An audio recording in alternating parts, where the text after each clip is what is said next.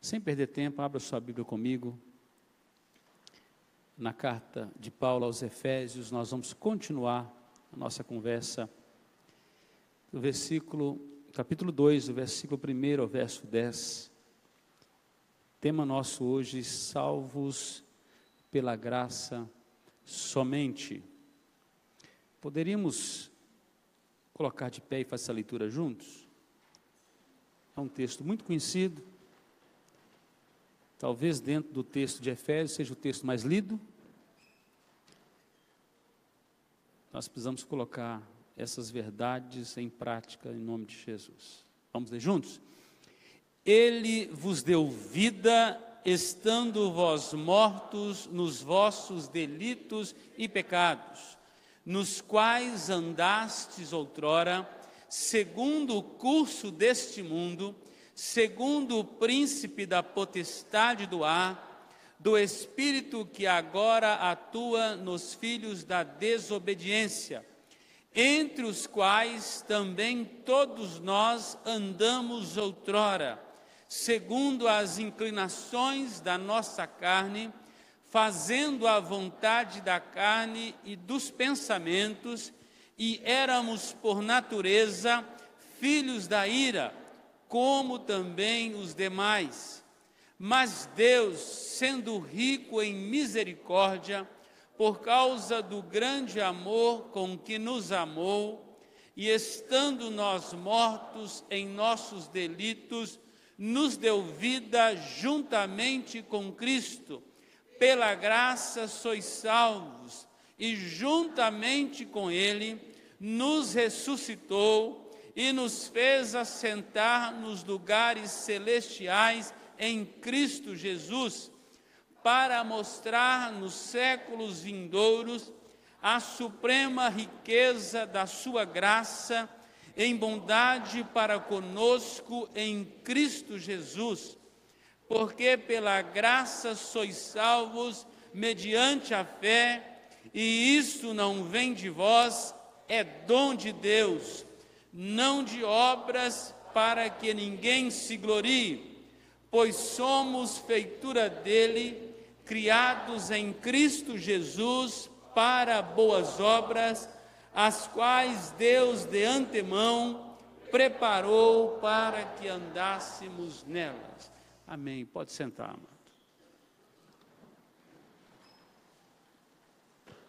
O tema principal dos 3 primeiros capítulos de Efésios é a nossa alta posição em Cristo Jesus. Nos últimos 2 domingos, os domingos anteriores, nós iniciamos a exposição do capítulo primeiro. Se você não esteve presente, não acompanhou, você pode entrar ou no nosso Facebook ou no YouTube, está lá a mensagem, para você ir acompanhando aí esta carta. No capítulo 1, o registro de Paulo, e ele descreve as riquezas doadas pelo Deus Pai, Deus Filho e Deus Espírito Santo, nos seus primeiros 14 versos, quando ele procura revelar aos crentes daquela época e de todos os tempos, a nossa alta posição em Cristo Jesus, do que Jesus fez por nós e do que somos em Cristo Jesus. Então, naquele primeiro bloco dos 14 versículos, é isso que nós encontramos. Depois do versículo 15 ao versículo 23, nós falamos domingo passado, Paulo ora.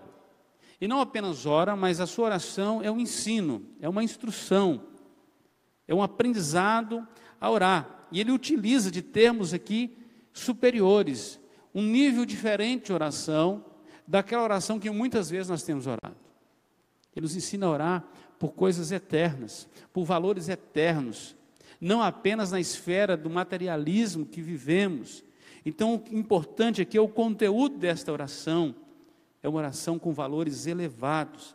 Paulo nos ensina que a maturidade cristã deve ser o alvo das nossas orações, e que nessas orações nós precisamos ser formados à imagem de Jesus, tornarmos semelhantes a Jesus, para que Cristo seja formado em nossas vidas. Então, esse é o grande conteúdo da oração.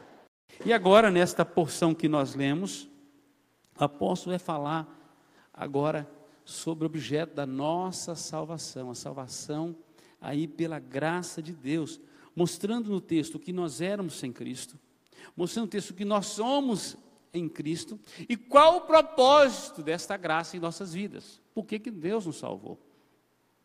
Por que Deus nos salvou? Então, é isso que nós vamos encontrar nessa porção aí do capítulo 2. Em primeiro lugar, então, Paulo nos adverte aqui sobre o que éramos sem Cristo. Diz ele que nós éramos mortos. Mortos. Então, podemos dizer que é um olhar para o passado. Eu era um morto. Eu era um morto. A declaração inicial aqui é que ele nos deu vida, estando nós mortos.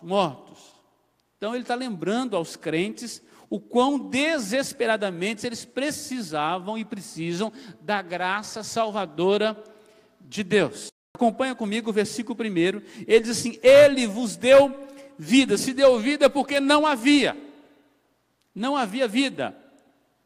Aqui é a construção do versículo, ele tem uma interrupção, tem uma vírgula aqui, ele vos deu vida, vírgula. Literalmente, é que nós estávamos mortos, diz ele, em nossas ofensas, delitos, em nossos pecados. É porque estávamos mortos que alguém precisava de vivificarmos. Quando nós andamos no mundo, nós vamos encontrar pessoas mortas espiritualmente. Elas estão apagadas, elas estão sem a vida de Deus, não receberam ainda de Deus, não foram chamados ainda pela pregação do Evangelho, o chamado eficaz, não foram recebidos em Cristo ainda. Por isso permanecem em seus pecados. E o curso dessas pessoas é um curso maligno. Os versículos 2 e 3, eles estão aí, se você estudar na classe panorâmica, você vai ver o que é um texto chamado Parenteque, que o pensamento principal, ele se resume no versículo 4. É como se o autor falasse, mas a conclusão dele estivesse somente no outro versículo. Então, se você ler o versículo 2 e o 3, o contraste desse estar morto aqui, em delitos e pecados, está em que Deus é rico em misericórdia. Se você é morto em delito e pecado, você é pobre, você é miserável. Paulo vai dizer assim, mas Deus é rico. Nós somos pobres. Ou quem está sem Cristo é miserável, é pobre, é morto. No versículo 4 ele diz assim: mas Deus é rico em misericórdia. Deus sendo rico, é um contraste aqui. A morte a qual o escritor se refere aqui é morte espiritual, não a física. É a separação de Deus que o pecado causou na vida do homem. Todo aquele que ainda não recebeu Jesus permanece na mesma situação daqueles que saíram do paraíso e estavam mortos espiritualmente, por causa do pecado. Ou seja, toda a humanidade caída. Verso 2 diz assim: nos quais andastes outrora. O andar aqui na Escritura é usado em referência à nossa conduta diária, à nossa maneira de viver. Como é que esse povo vivia?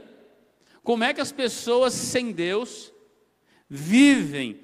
Diz o apóstolo Paulo: andaste outrora segundo o curso deste mundo. Há palavras que são incomuns elas estarem juntas. Primeiro, essa palavra curso aqui, que é aion, século, e a palavra cosmo, que é mundo. Eles estão aqui juntas nesse texto aqui. É raro isso na Escritura. A palavra mundo aqui tem sentido de multidão alienada de Deus. Gente que está alienada à vontade de Deus, que está hostil ao Evangelho, que está andando fora da graça de Deus. São pessoas mortas espiritualmente.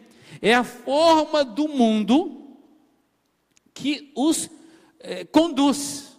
Mas a forma do mundo não cabe para os crentes. Nós não encaixamos com a forma do mundo. Nós não temos como andar na maneira como o mundo anda. Porque os nossos valores são mais elevados. Paulo está tratando disso. Quando nós discutimos sobre os valores da família, da sexualidade, da moralidade à luz da Bíblia, e nós vemos o devaneio da nossa nação, né, as pessoas buscando aí essas ideologias malucas do inferno, a gente vê que é um outro curso, não é o nosso. Paulo vai dizer assim: lá aos Romanos capítulo 12. Não vos conformeis com este século. A palavra lá é a mesma que está sendo usada aqui. Aí, ó, com esse modo de viver. Não entre na forma desse mundo, da forma como essas pessoas vivem. E aí ele vai usar a palavra século aqui, curso, né? E a palavra cosmos aqui. Não apenas com o seu tempo, mas com o seu modo de viver. Deu para você entender? O tempo em que vivemos e o modo em que vivemos. O escritor Salomão diz que o sábio, ele conhece o modo e o tempo. Tem coisas que você está fazendo do modo certo no tempo errado. Tem coisas que você está fazendo no tempo certo do modo errado. Tem coisas que você está fazendo no tempo errado e do modo errado. Mas tem coisas que você está fazendo no tempo certo e do modo certo. Aí você encontrou a vontade de Deus. O sábio vai encontrar a vontade de Deus. O que acontece com quem anda segundo o curso deste século? Ele anda no tempo errado e do modo errado. A maneira de viver é equivocada. Então, o crente não cabe nessa forma do mundo. Éramos assim, dentro dessa forma. Vivíamos como os demais. Pessoas sem Deus, chamada de gentílicos, chamada de ímpios pelas Escrituras, de perversos. Gente que não é filho de Deus, que não é eleito, que não é salvo, que não é regenerado, que não nasceu de novo, que não é transformado, que não tem a vida de Cristo. Esses vão andar nesta forma. É natural o mundo andar em decomposição, porque ele está morto. E o príncipe deste mundo cegou o entendimento desse povo. Então, é um morto coordenando os demais. É um cemitério esse mundo. Sem Cristo, o mundo estará sempre em decomposição. E aí ele vai dizer, ele vai continuar no versículo 2, segundo o curso desse mundo, segundo o príncipe da potestade do ar. Obviamente ele está se referindo, e eu falei sobre principado e potestade semana passada. Principado aqui, o príncipe dos principados é Satanás. É quem está no topo da cadeia. Aqui há um paradoxo entre pessoas mortas que são representadas andando. Diz que elas andam segundo esse curso. Interessante, como é que morto anda? Aqui é porque está de maneira cadavérica vivendo no mundo sem Deus. Um mundo fora da graça de Deus, separado da graça de Deus. É um Walking Dead. Já assistiu aí? Jovens. Morto-vivo, andando. E virou moda esse tipo de filme agora, né? Está cheio de morto-vivo andando aí. Ainda não são habitados pelo Espírito Santo de Deus. Estão mortos espiritualmente. Se continuarem assim, o inferno é o lugar que vão passar a eternidade. Essa era a situação que nós estávamos. Satanás aqui é descrito como o espírito que agora atua nos filhos da desobediência. O final do versículo 2 aí. Isto é, os filhos ou as pessoas que andam e são caracterizados por esse espírito de desobediência, ou seja, pessoas mortas espirituais que vivem obstinadas em oposição à vontade de Deus. Por isso que é natural a gente ver na mídia, na sociedade, valores fora do valor do padrão da Bíblia. Esse povo não tem o Espírito de Deus. A gente tem que ter misericórdia deles, orar por eles. Eles estão cegos, estão mortos. Desde o pecado de Adão, os homens têm sido filhos desobedientes. O primeiro homicídio aconteceu com o primeiro casal, os primeiros filhos. Ou seja, a queda foi fatal. E a partir dali a coisa foi ficando feia, a ponto, na época de Noé, Deus resolver dar cabo da raça humana. E você acha que melhorou? Ou você acha que o nosso mundo está em decomposição? Nós, mesmo com o Espírito Santo de Deus, resistimos à vontade de Deus. Não é verdade? Resistimos.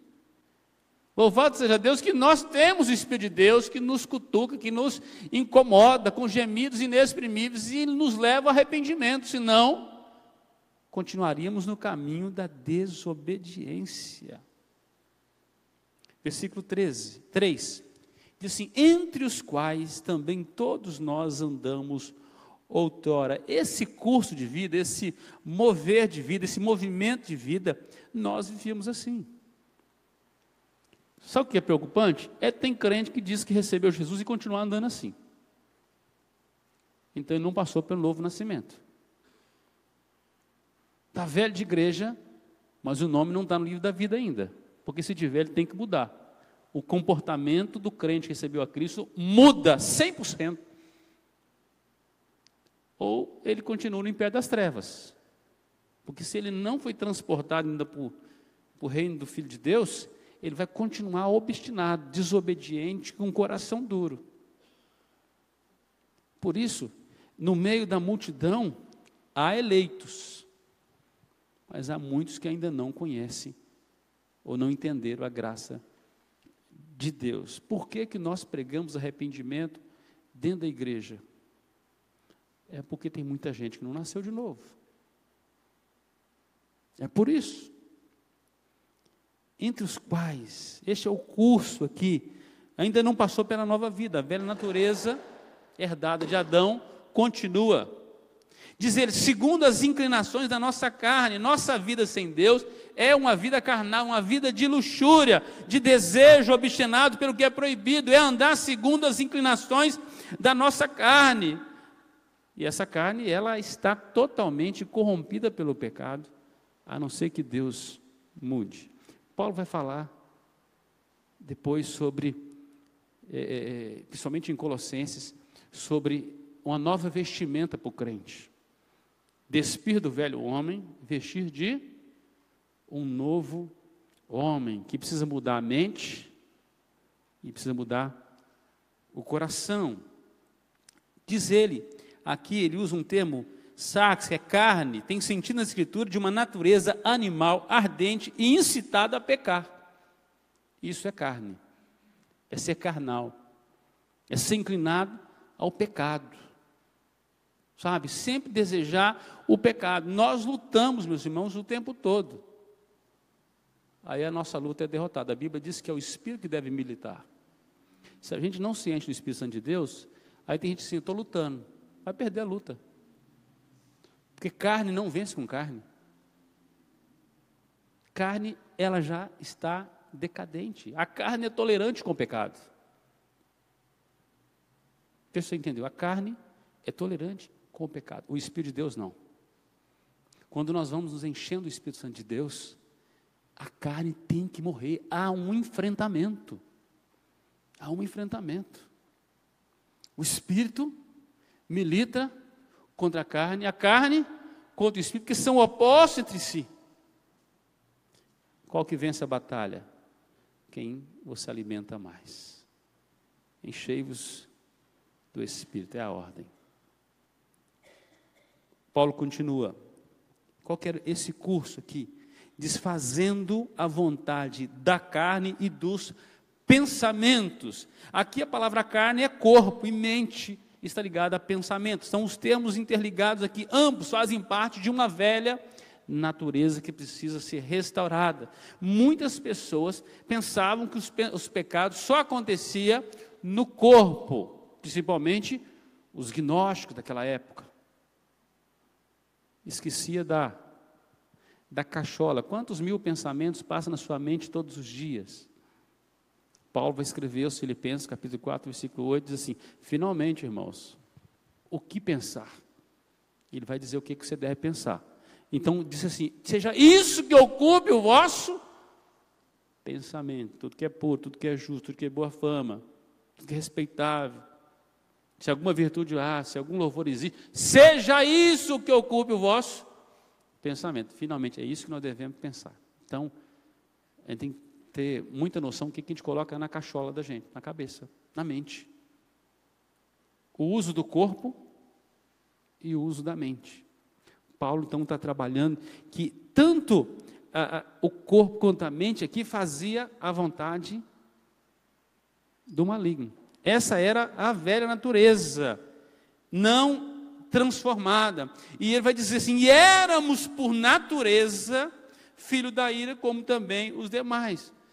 Ele está dizendo assim, isso era natural, uma pessoa sem Deus continuar no pecado. Quando nós olhamos para alguém que gosta do pecado, porque nós vemos que ela está morta espiritualmente. A igreja precisa aprender a orar por um avivamento, por despertamento, por um espírito de transformação na vida das pessoas. As pessoas estão vivendo em pé de trevas, e elas vão fazer o que é próprio da natureza pecaminosa. Por isso, de alguém carnal, eu não espero nada mais do que o que é da carne. Se eu conheço um irmão carnal, o que eu espero dele? Ele diz que é irmão, né? É algo da carne.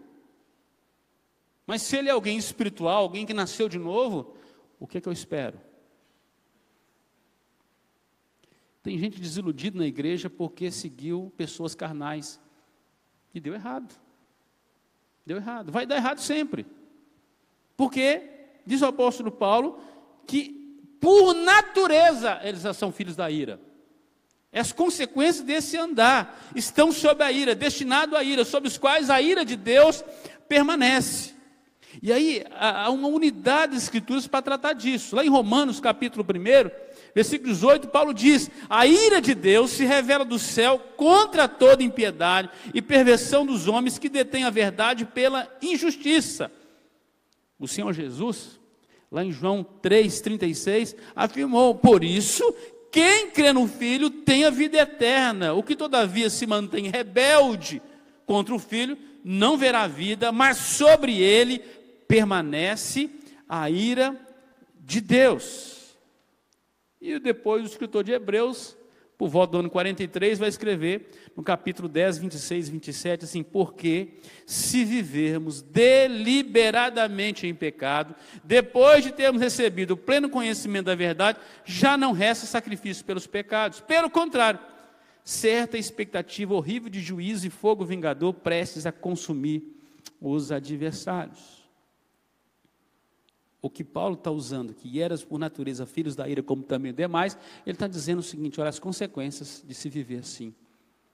Está aí nas escrituras, está recheado, dizendo, receber depois a punição da ira de Deus. Então, o que nós éramos sem Cristo? Mortos. Mortos. Nos 3 primeiros versos, Paulo vai dizer, mortos nos nossos delitos e pecados. Mortos. Uma pessoa morta, ela não tem como decidir. Ela não tem como fazer coisa proativa e boa, ele é morto. Ele não escolhe, ele não decide, ele não tem vontade. Ele só pode ser conduzido, ele é um cadáver ambulante. E o que ele faz é natural da sua mortandade, da sua natureza morta espiritualmente. Algo sempre ruim, detestável, pecaminoso. Eu não posso esperar do mundo mal que ele nos trate bem, que ele faça algo bom, generoso, pródigo, bíblico, gracioso. Não se iluda. Sai da sua casa sabendo todos os dias que o mundo te odeia e quer te colocar numa forma de morte.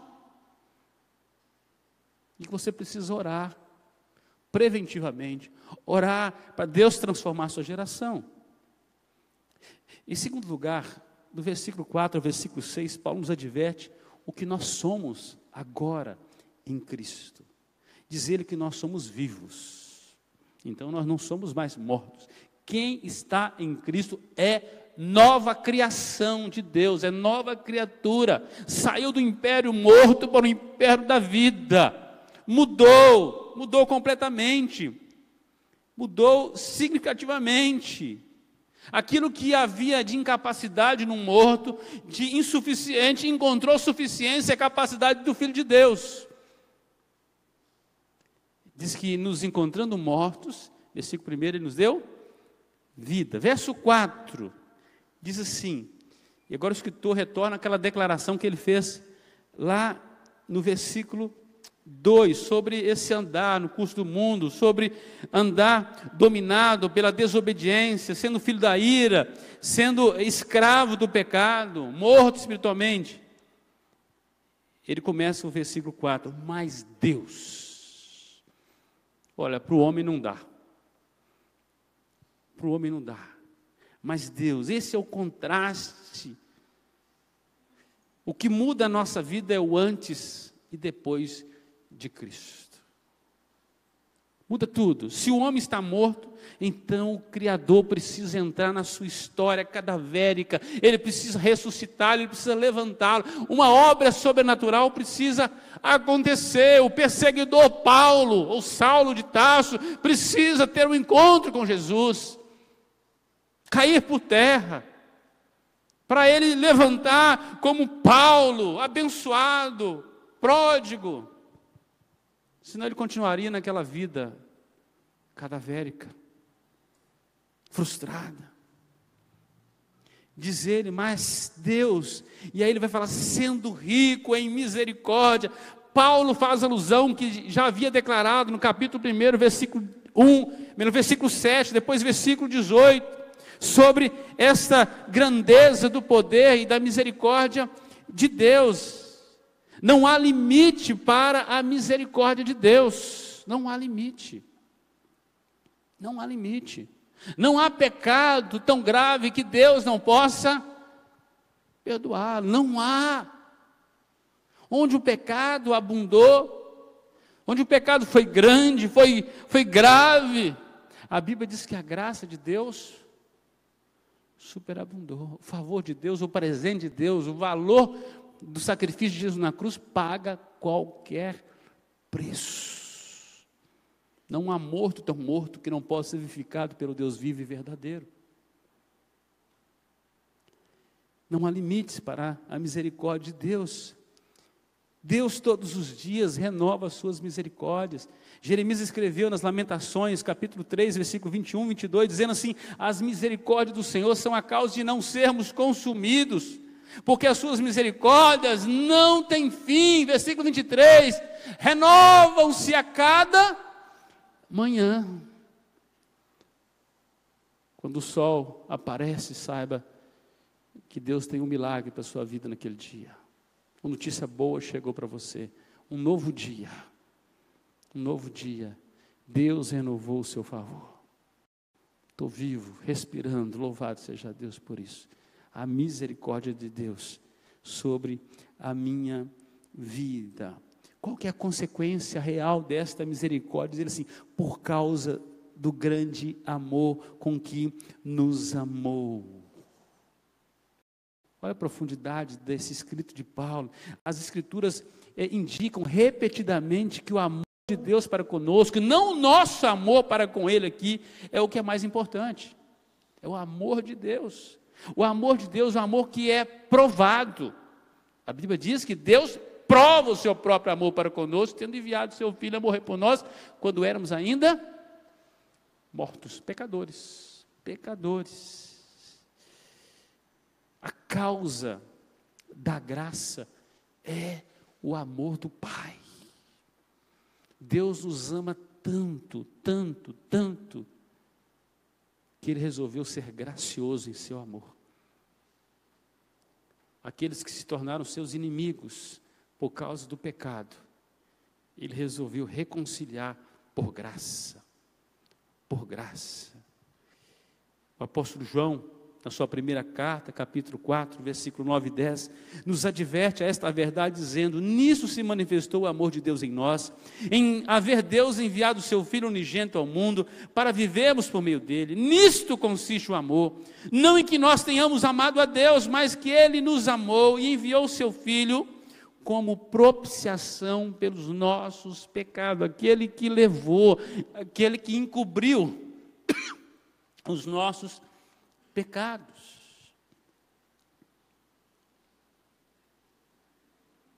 No versículo 5, ele continua dizendo, e estando nós mortos em nossos delitos e pecados. Paulo faz uma lembrança do que ele disse no versículo 1. Ele diz assim, nos deu vida juntamente com Cristo, pela graça, como que é? Pela graça, nos deu vida juntamente com Cristo. O fato de nós estarmos vivos é por causa da vida de Cristo. Só estamos vivos porque o nosso dono está vivo, porque o nosso Senhor está vivo. O fato dele estar vivo, ou seja, sua ressurreição, é a garantia da nossa. Em Cristo, diz o apóstolo Paulo aqui, com Cristo. Versículo 6, juntamente com ele nos ressuscitou e nos fez assentar nos lugares celestiais em Cristo Jesus. Aqueles que já morreram, aqueles que ainda vão morrer, já têm a garantia da ressurreição, porque Cristo ressuscitou primeiro para ser a primícia daqueles que dormem. A garantia. As Escrituras nos ensinam, então, que nós precisamos nos identificar com o Senhor Jesus Cristo, não apenas na morte, mas em sua ressurreição, como também na sua ascensão à direita do Pai. Abra comigo em Romanos capítulo 6, eu não iria ler, mas o Espírito Santo me dirigiu para a gente ler. Capítulo 6, a partir do versículo 1. Olha o que diz: que diremos, pois? Permaneceremos no pecado para que seja a graça mais abundante? De modo nenhum. Como viveremos ainda no pecado, nós, os que para ele morremos? Ou porventura ignorais que todos nós que fomos batizados em Cristo Jesus, fomos batizados na sua morte? Fomos, pois, sepultados com ele na morte pelo batismo, para que, como Cristo foi ressuscitado dentre os mortos pela glória do Pai, assim também andemos nós em novidade de vida. Assim também andemos nós em novidade de vida. Porque se fomos unidos com ele na semelhança de sua morte, certamente o seremos também na semelhança de sua ressurreição. Sabendo disto, que foi crucificado com ele o nosso velho homem, para que o corpo do pecado seja destruído e não sirvamos o pecado como escravos. Porquanto quem morreu está justificado do pecado. Ora, se já morremos com Cristo, cremos que também com ele viveremos, sabedores de que, havendo Cristo ressuscitado dentre os mortos, já não morre, a morte já não tem domínio sobre ele, pois, quanto a ter morrido de uma vez para sempre, morreu para o pecado, mas quanto a viver, vive para Deus. Paulo vai dizer que nós não apenas ressuscitamos com Cristo, mas diz que ele também nos fez assentar em lugares celestiais em Cristo Jesus. A nossa alta posição que nós temos em Cristo diz que não apenas morremos, não apenas ressuscitamos, mas que nós estamos assentados já. É uma figura do já e do ainda não. Em Cristo, já. No tempo eterno do Kairos de Deus, o tempo fora do tempo, já. Porque para Deus um dia como 1000 anos como? Um dia. Deus já consumou a eternidade. Deus não mede o tempo como os homens. Então, no tempo fora do tempo, Deus já nos vê assentado com Ele. Mas no Kairos dele, no cronos nosso do relógio, que nós marcamos ainda não. Aguardamos esse dia como um filme que você já assistiu. Você sabe do final. E se alguém assistir do seu lado, você vai contar a história. Você vai dizer assim, agora vai beijar a moça. Sabe aquela história que você já conhece? Paulo está dizendo, olha, a história final é que nós já estamos assentados. Mas as cenas nós vamos ver ainda. Nós já sabemos como é que termina o filme. Mas ainda Não, a nossa vitória já está consumada, já está concluída, ela é certa em Cristo, a nossa redenção em Cristo. Já estamos assentados, diz que sentados em lugares celestiais, uma alta posição em Cristo, já estamos potencialmente no céu. É o que afirma as Escrituras, o que nós somos em Cristo, onde estamos em Cristo, sem Cristo mortos, em Cristo vivos, já assentados, já premiados. Você tem ideia do que Jesus fez por sua vida? Você pode avaliar de que um morto está vivo, e que não apenas está vivo, mas foi agraciado com a melhor das vidas, a vida eterna, e não apenas a vida eterna, mas de ser honrado em estar com o Senhor para sempre, de que um dia a separação entre nós e o nosso corpo, pela morte física, não é a separação final, porque vamos ressuscitar, ter um corpo transformado e vivemos para sempre com o Senhor. De que as despedidas que nós temos aqui, pela passagem de um ou de outro, pela morte física, é uma despedida temporária, porque estaremos para sempre com o Senhor e com os irmãos na glória. De que a nossa vida não pode ser tão boa aqui. Não pode ser tão boa aqui, porque ela será sobremaneira excelente lá. Paulo vai dizer que é incomparavelmente melhor. É que se colocasse lado a lado, você dizia assim: eu quero subir. Eu quero subir. Diz que todo mundo quer ir para o céu, só não quer morrer, né? Só não quer sentir dor, tem alguns, né? Olha, para muitos será necessário, mas essa interrupção é tão rápida. E esta vida não é nem uma vírgula na eternidade preparada para nós. Que graça. Do versículo 7 ao versículo 10, Paulo conclui essa porção, nos advertindo sobre o propósito disso. O propósito da graça de Jesus. Como viver e o que fazer enquanto estamos ainda aqui. Nós que recebemos a Cristo. Como nós vivemos? Esse povo que teve um encontro com o Deus rico, misericordioso, que por graça nos salvou, nos tirou do estado de morte. O fato de Deus ter transformado pecadores redimidos em uma eterna lição objetiva de sua graça. É espantoso, porém é verdade, o que a graça de Deus faz e fez por nós. É por isso que cantamos a maravilhosa graça. Dizemos que não tem como entender, mas podemos louvar a Deus por seu grande amor para conosco. Paulo agora passa a descrever como é que a gente vai viver agora.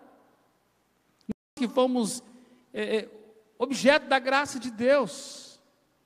Qual o propósito dessa vida aqui? Versículo 7, acompanha aí, diz: para mostrar nos séculos vindouros, a igreja servirá de eterna demonstração da graça de Deus na eternidade. Nós somos o troféu da graça de Deus, da conquista de Deus, fomos alcançados. Deus quer mostrar a sua graça através da igreja, dos eleitos. É a maneira como Deus expõe. A delícia de Deus é Jesus, o seu Filho. Mas a delícia do seu Filho, Jesus, é a igreja, a noiva, o qual Ele vai desfilar eternamente com a sua noiva. Ele vai provocar ciúme no cosmo, porque Ele vai mostrar a sua bela noiva, o qual Ele pagou com o seu próprio sangue, gloriosa, sem mácula, sem ruga. Ele vai demonstrar, vai mostrar nos séculos vindouros. Aqui Ele não falava da nossa geração, mas do porvir. É a exposição da conquista, do herói, do casamento, da noiva e do noivo e da noiva, E ele diz mais: a suprema riqueza de sua graça em bondade para conosco. Essa bondade de Deus aqui é expressa em excesso, em riqueza, em glória, sem limites. Não há limites para a glória e o poder de Deus. Ele fez tudo isso quando redimiu o seu povo. Tudo isso. Paulo escrevendo a Tito, o jovem pastor Tito, capítulo 2, verso 14, ele diz: o qual a si mesmo se deu por nós, a fim de remir-nos de toda iniquidade e purificar para si mesmo um povo exclusivamente seu, zeloso de Deus. Para fazer isso, o Senhor assim: essa é minha, meu filho, minha filha, minha delícia, meu prazer, meu de propriedade, de ter comprado, de ser o dono. Isso é ser Senhor. Versículo 8: porque pela graça sois salvos, isto é, vós fostes salvos. A graça de Deus é a fonte da nossa salvação. A graça nada mais é do que a bondade misericordiosa de Deus, pelo qual Ele inclina a Ele, os pecadores, para que Cristo os receba e os transporte de uma morte espiritual para um reino de vida. É Deus dar a nós o que jamais mereceríamos, ou que não merecemos. É um presente de sua generosidade. Isso é graça. Isso é graça. E diz ele que ele vai falar sobre qual que é o meio disso. Ele diz que mediante a fé. Paulo não diz nunca que a causa da fé é a fé por si mesmo. A fé não é causa, a fé é consequência. É o canal pelo meio do qual Deus nos salva. Ou Deus chama. Diz que a fé vem pelo ouvir. A fé nos conduz a crer no que Cristo fez por nós. Não é fé por fé, é a fé em Cristo, é a fé que nos leva ao Calvário, à cruz, reconhecer os nossos pecados, nos voltar para Cristo. É o canal pelo qual fomos salvos. E dizer: isso não vem de vós. Isso não é uma obra do homem. Não é obra que o homem pode fazer. A palavra aqui, isso não se refere nem à graça e nem à fé, mas no ato de salvar. Isso, salvar. Isso não vem de vós.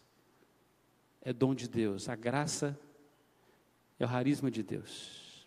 É o favor de Deus, que Ele usou o meio para que alcançasse isso. A fé. Aí vem a grande tema da reforma. O justo viverá pela fé. O meio, o canal que nós caminhamos no mundo espiritual é a fé. Pela fé. Você vai ler o escritor de Hebreus, capítulo 11, na galeria dos heróis da fé.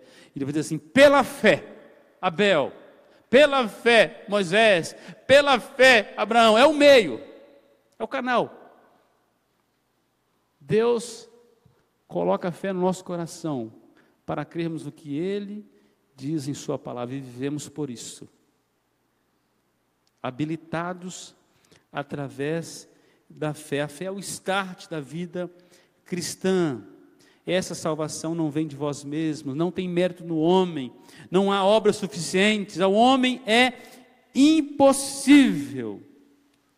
Diz ele, é dom de Deus, é um presente, é uma dádiva, é um milagre, é algo exponencial, generoso, bom, não merecemos, mas pela graça recebemos.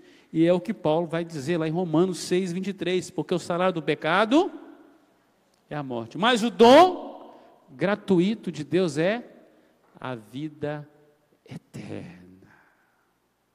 O dom gratuito de Deus, o carisma de Deus, a graça de Deus é a vida eterna.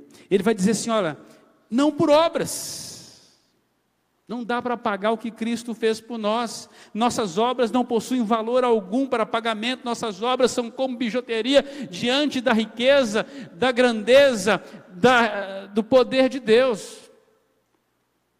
É bijuteria diante do diamante da eternidade, da pedra mais preciosa, do tesouro mais precioso da graça de Deus. Amados, nos 500 anos da reforma, podemos dizer novamente, não há pagamento de indulgências. Não há salvação por pagamento humano. Há remissão no sangue do Cordeiro. O sangue inocente. O Espírito Santo tem sido muito cuidadoso em resguardar essa preciosa doutrina da salvação pela graça, contra todas essas formas de heresia ensinadas por aí. Faça isso, faça aquilo que você vai ser salvo. Nada que você fizer vai garantir a sua salvação, mas o que Jesus fez por você na cruz. O que Ele fez, e somente aquilo que Ele fez. As obras nas Escrituras são o produto ou o fruto de uma árvore chamada salvação. O salvo produz obras. As obras não produzem salvos. Os salvos produzem obras. Não é a causa.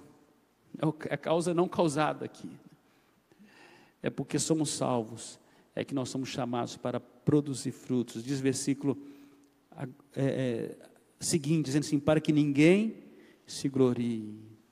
No céu, ninguém vai se gloriar que tenha feito algo, dizendo para o Senhor, mas em teu nome eu expeli demônios, em teu nome eu fiz isso, eu fiz aquilo. Não adianta na porta do céu querer explicar. Eu dei esmola, eu subornei os guardas de entrada, nada disso vai resolver. Se a graça não te alcançou, perdido estarás eternamente. É graça. Na salvação nós somos completamente, meus irmãos, passivos, dependentes. Não há motivo de glória. No céu, o que se declara é que toda honra, glória, louvor pertence somente a Jesus, nosso Senhor, o Cordeiro de Deus. Versículo 10, pois somos feitura dele. O dele aqui é bem enfático. A obra de criar e dar forma é um ato exclusivo de Deus. Somos feitos por ele. E para algo, para ele e para o serviço dele. Diz o texto, criados em Cristo Jesus para boas obras. Interessante que essas mesmas, diz Paulo, as quais Deus de antemão preparou para que andássemos nelas. Não são minhas. As obras que Deus nos dá são as obras que Ele quer. Por isso eu digo que nós podemos fazer muitas coisas no reino de Deus e Ele dizer assim, não gostei. Fazer as coisas sem a vontade de Deus. Talvez fazer do modo certo, no tempo errado. Fazer no tempo certo, do modo errado. Fazer no tempo errado, do modo errado. Ou seja, não conhecer a vontade do Senhor. O que está no texto de Efésios, no capítulo 6, é que você precisa remir o tempo, que os dias são maus. Você precisa conhecer a vontade do seu Senhor. Se você não conhecer a vontade dele, você vai fazer um tanto de coisa e vai dizer assim, não é isso que eu te mandei fazer. Essas obras não têm valor nenhum, porque você fez tudo menos o que eu mandei você fazer.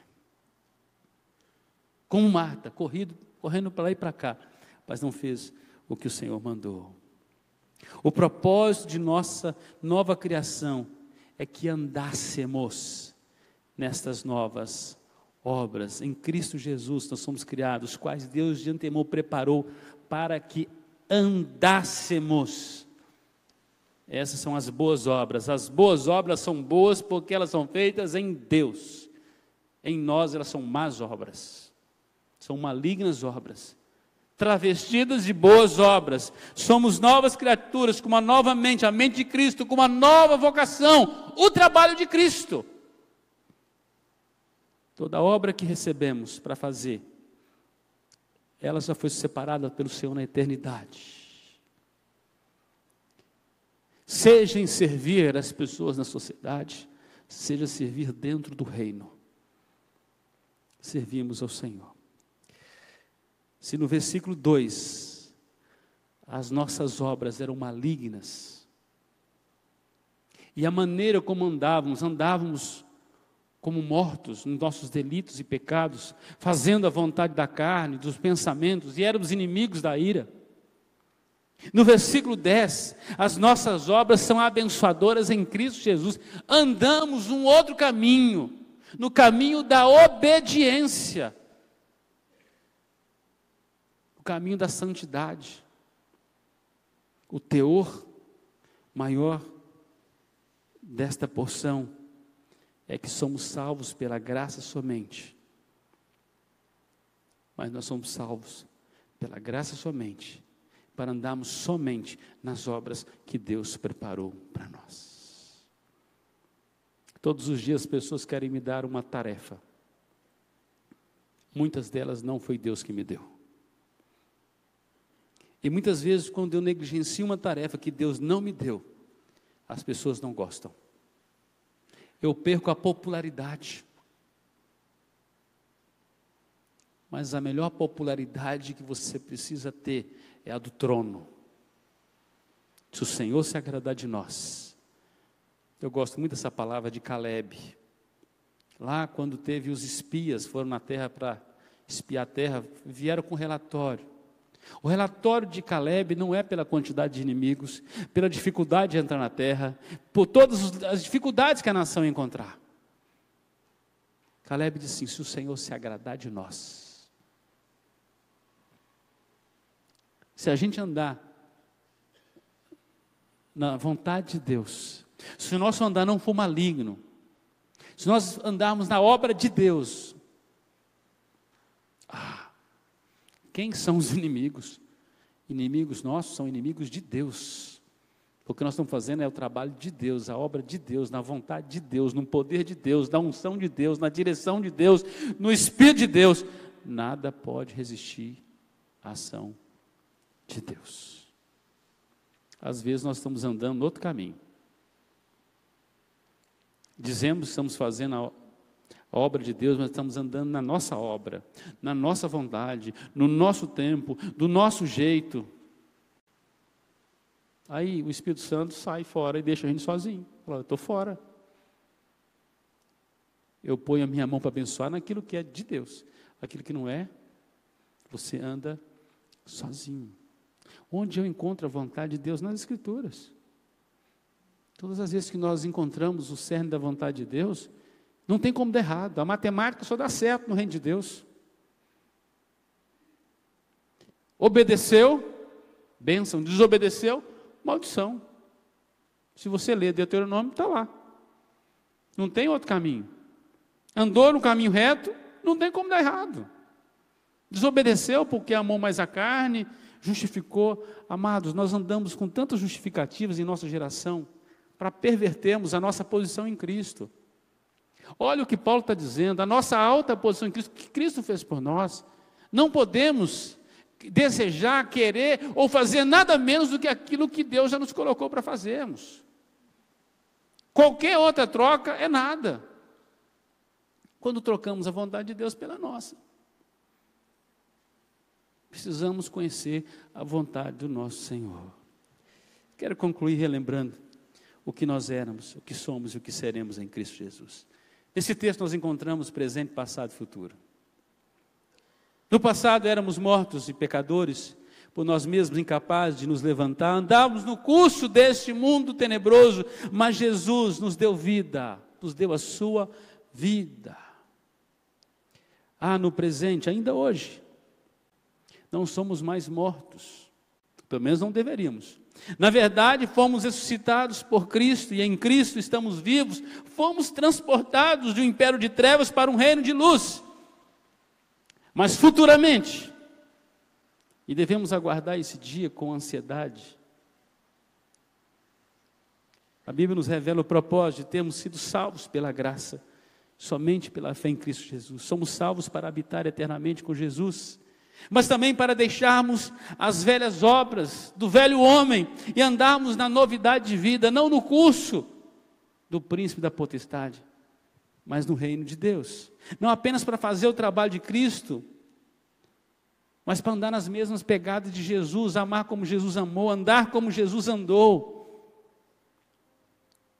O resumo desta carta desse texto é que pela graça maravilhosa de Jesus, e só por ela, nós vamos conseguir fazer isso.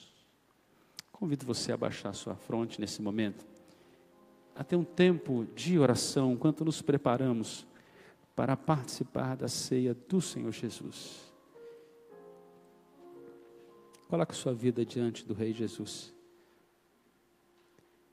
Como é que está andando? Como é que você tem andado? Como é que está sendo a sua jornada nesse mundo? Você foi transportado ou ainda está morto espiritualmente? Você está morto espiritualmente. Hoje é o dia. E esse é o modo. Renda-se ao Senhor Jesus. Arrependa dos seus pecados. Confesse Jesus como Senhor e Salvador da sua vida. Abandone todos os pactos, todas as maldições que você tem andado. Faça um pacto com Jesus hoje. Rejeite toda obra de feitiçaria na sua vida. Tudo aquilo que você fez nas trevas. Peça para o Senhor Jesus limpar seu coração, perdoar seus pecados. Dê nome a cada um dos seus pecados. Convide Jesus para entrar na sua vida. Convide para transformar seu ser, para você ser uma nova criatura. Se você já recebeu esta graça, você precisa ter gratidão no seu coração pelo que Cristo fez por você. Você está vivo espiritualmente. Se você está vivo, você precisa ajudar a acordar outros no nome de Jesus. Ser um instrumento da graça de Deus para levar a mensagem da graça a tantos quantos estão perdidos, que sejam salvos pela fé em Cristo Jesus. E se você tem andado em obras que não são obras do Senhor, você foi salvo pela graça, mas não foi de graça. Houve um pagamento, o pagamento do sangue do Cordeiro.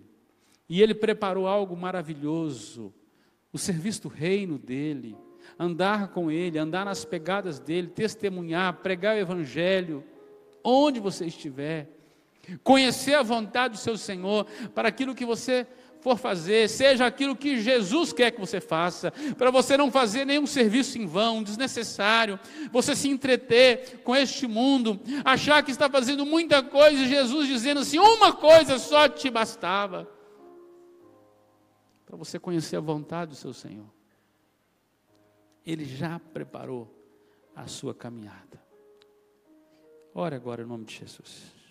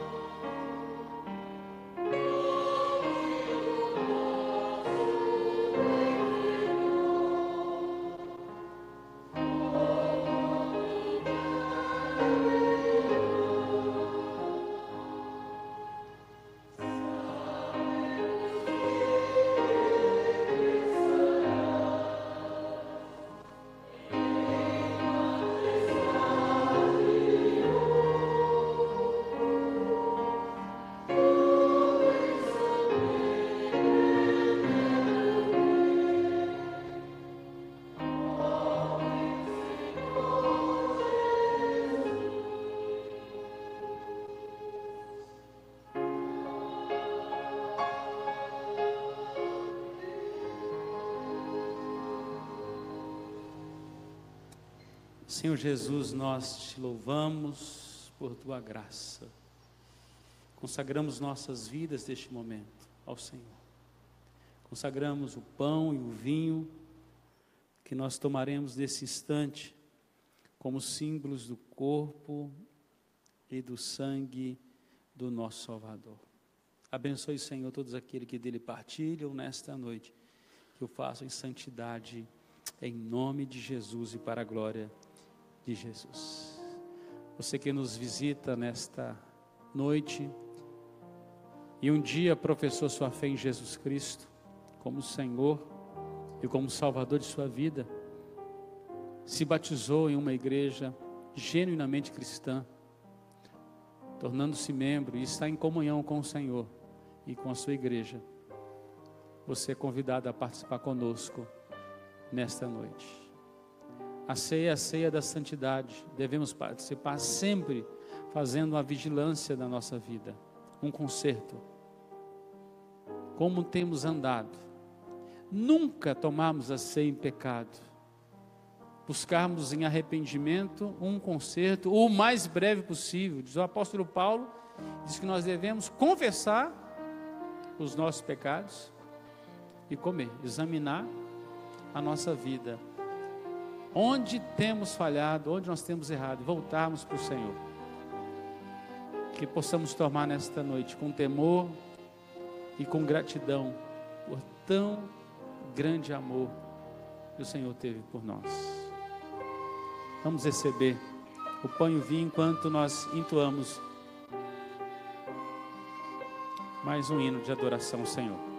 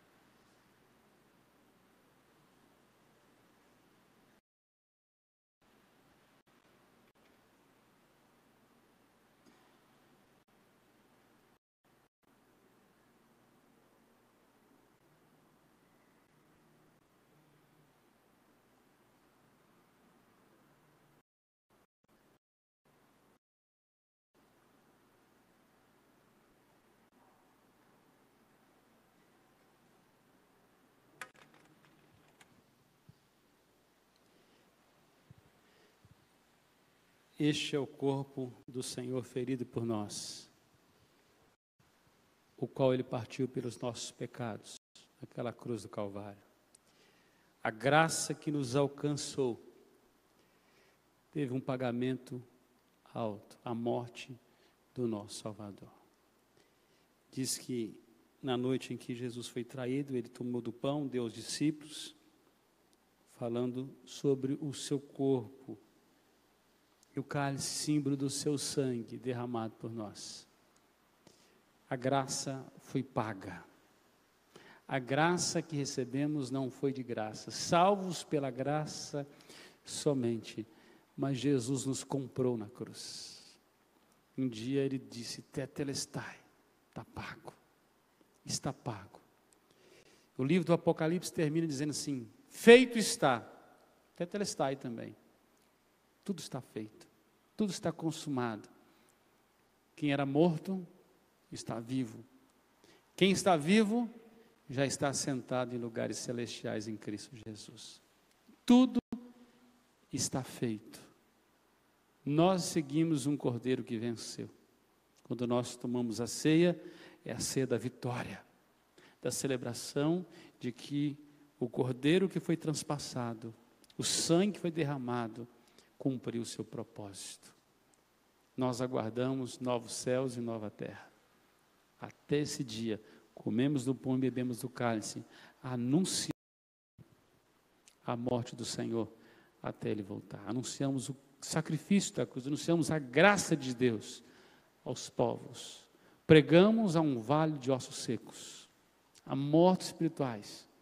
Pregamos o evangelho da graça de Deus, para que o poder do Espírito os toque e vá acordando aqueles que são seus, cumprindo o seu propósito.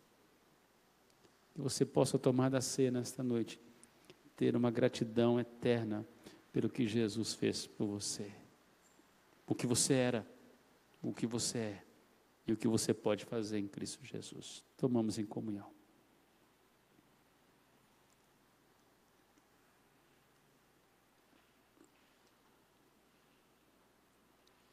Nós vamos colocar de pé.